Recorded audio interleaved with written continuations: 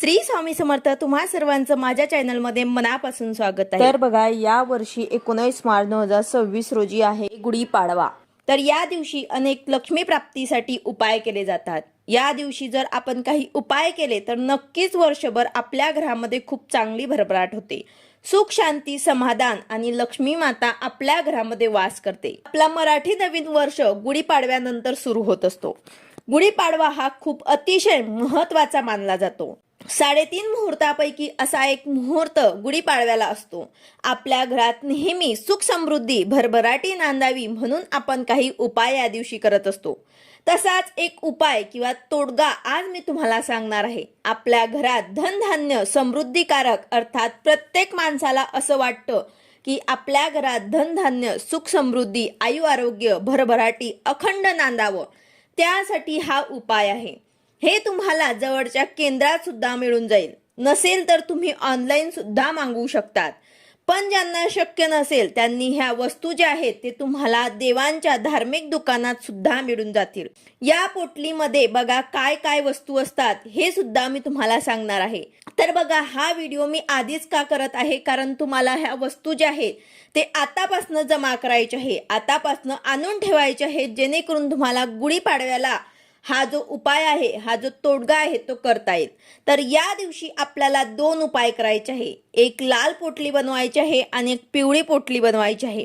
तर हे कुठे ठेवायचे आहे, यात काय काय वस्तू आहेत, त्याचबरोबर यावर आपल्याला काय काय सेवा करायची आहे, याबद्दलची संपूर्ण माहिती मी तुम्हाला आजच्या व्हिडिओमध्ये सांगणार आहे. व्हिडिओ पूर्ण बघा जेणेकरून तुम्हाला संपूर्ण माहिती मिळेल. जर तुम्ही चॅनलवर नवीन असाल तर चॅनलला सबस्क्राईब करायला मात्र विसरू नका आणि व्हिडिओला लाईक करायला मात्र विसरू नका.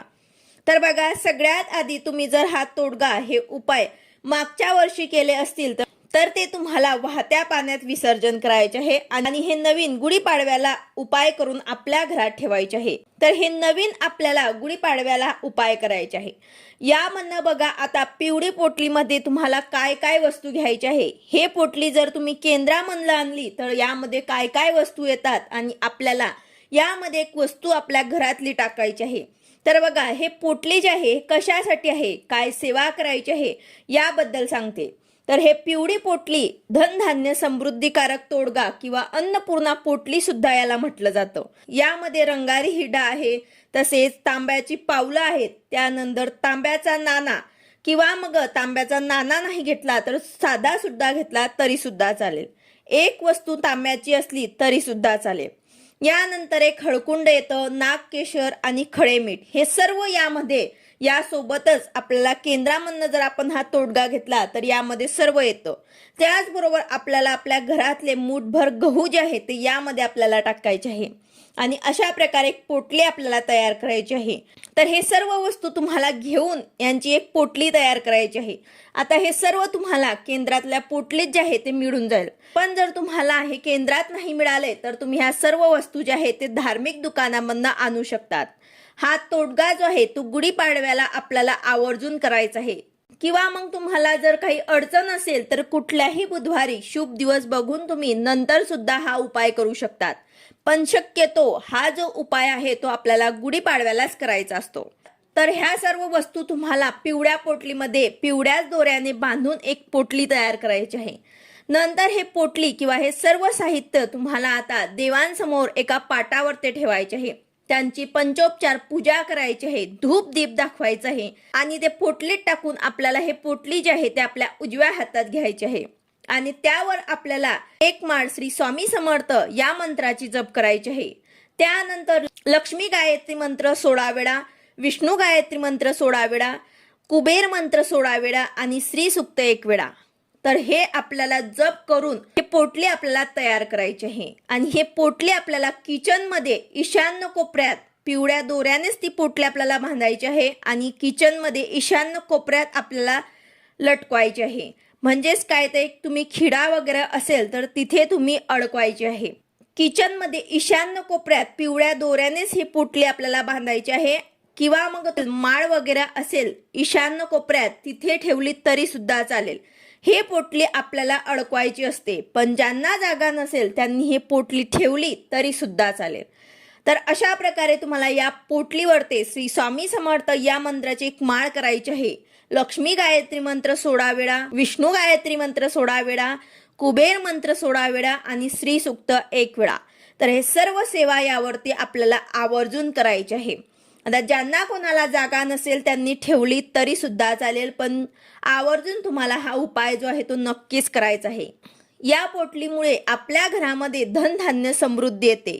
लक्ष्मी माता, अन्नपूर्णा माता यांचा कृपा आशीर्वाद आपल्याला प्राप्त होतो. आपल्या घरामध्ये जे काही आर्थिक अडचणी असतील, पैशांचे काही अडचणी असतील तर ते सुद्धा सुटतील आणि आपल्या घरामध्ये लक्ष्मी माता सदैव वास करेल. वर्षभर ही पोटली आपल्याला तशीच ठेवायची आहे आणि विशेष दिवसांवरती म्हणजे जसे की पौर्णिमा असेल, दिवाळी असेल तर यावेळेस आपल्याला खालूनच आपल्याला धूप दीप ओवाळायचा आहे. तर ही झाली पहिली पोटली. आपल्याला अशी ही पिवळी पोटली धन प्राप्तीसाठी माता लक्ष्मी अन्नपूर्णा मातेच्या कृपा आशीर्वाद आपल्यावर, आपल्या घरावर राहावा यासाठी आपल्याला करायची आहे. यानंतर आता दुसरी पोटली जी आहे ते यामध्ये आपल्याला काय काय वस्तू असतात तर बघा, यामध्ये रंगारी हिरडा आणि त्याचबरोबर वडाच्या झाडाची 3 इंचाची मूळ हे आपल्याला साहित्य यामध्ये घ्यायचं आहे. हे साहित्य सुद्धा तुम्हाला धार्मिक दुकानात मिळून जाईल. आणि वडाच्या झाडाची मुळी तर हे आपल्या जवळपास वडाचं झाड असेल तर तिथून तुम्ही तोडून आणू शकतात. 3 इंचची वडाची मुळी जी आहे ते आपल्याला घरी आणून स्वच्छ करायची आहे आणि त्यासोबत एक रंगारी हिरडा घ्यायचा आहे आणि हे दोघं वस्तू देवांसमोर एका पाटावर ठेवून त्यांना धूप दीप ओवाळून पंचोपचार पूजा करायची आहे. त्यानंतर एक लाल रंगाची पोटली आपल्याला तयार करायची आहे. तसेच आपल्याला उजव्या हातात घेऊन यावर एक माळ श्री स्वामी समर्थ या मंत्राची जप करायची आहे आणि 11 वेळा काल भैरवाष्टक ही सेवा आपल्याला करायची आहे. आणि ही पोटली आपल्याला कुठे लावायची आहे तर बघा, आपल्याला ही पोटली जी आहे ते आपल्या मुख्य प्रवेशद्वाराच्या आतल्या बाजूला लावायची आहे. आपल्या मुख्य प्रवेशद्वाराच्या आतल्या बाजूला लटकवायचे आहे. असं नाही की उजव्या किंवा डाव्या बाजूला, फक्त तुम्हाला मुख्य प्रवेशद्वाराच्या आतल्या बाजूला ही लटकवायची आहे.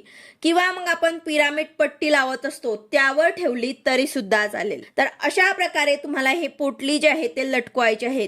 तुम्ही खिड्याला टांगा किंवा मग ठेवून द्या तरी सुद्धा चालेल. ही पोटली आपल्याला हातात घेऊन महाराजांना प्रार्थना करायची आहे की माझे आणि माझ्या परिवाराचे सर्व बाधांपासून संरक्षण करा.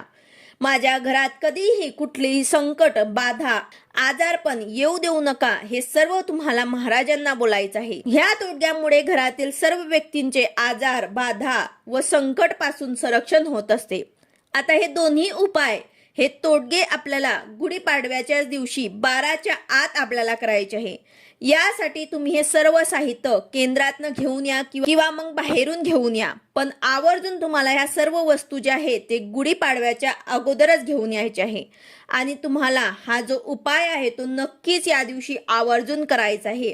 तसेच हा उपाय जर घरातल्या मुख्य प्रमुख्याने केला तर अतिशय उत्तम, किंवा मग घरातील मुख्य स्त्रीने केला तरी सुद्धा चालेल, किंवा मग इतरांनी केला तरीही हरकत नाही, पण आवर्जून हा उपाय तुम्हाला करायचा आहे.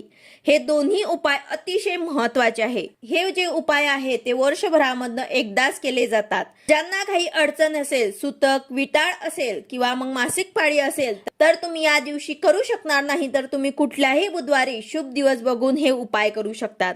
तर अशा प्रकारे आवर्जून तुम्हाला हे दोघी पोटली तयार करून यावर सेवा करून आपल्या घरामध्ये ठेवायचं आहे. व्हिडिओ आवडला असेल तर लाईक करा, शेअर करा, सबस्क्राईब करा. भेटूया अशाच नवीन व्हिडिओ सोबत. श्री स्वामी समर्थ.